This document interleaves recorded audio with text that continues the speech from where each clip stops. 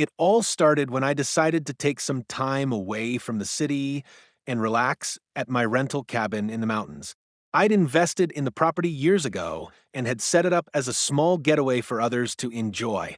I was sitting on the porch, enjoying the peaceful view of the surrounding forest, when I noticed a car pull up in front of the cabin.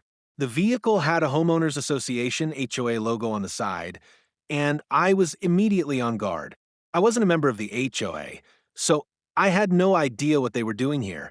The driver, a stern-looking man in a suit, stepped out and approached me.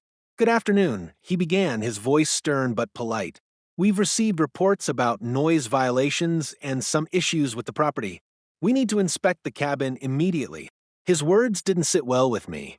I had no idea where he thought he got the authority to make such demands.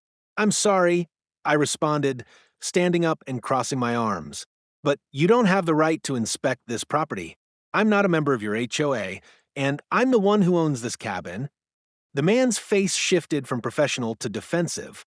"We've had several complaints, and we have every right to ensure the property meets our standards," he insisted.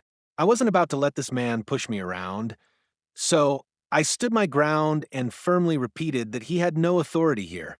But instead of backing off, he grabbed his phone and began dialing. "I'm calling the police," he said, his voice rising with frustration. "You will regret this." A few minutes later, a police car arrived. The officer, a young woman, stepped out and approached us.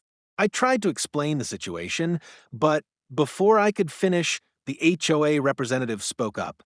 "This man is defying the HOA's authority," he said, pointing at me. "We need him to comply with our rules."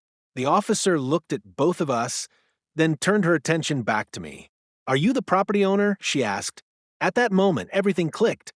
I nodded and said, "Yes, I'm the owner.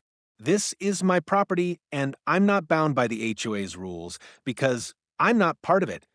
The officer paused, her expression changing as she realized the situation. She turned to the HOA rep and calmly told him, "It looks like you've misunderstood the situation.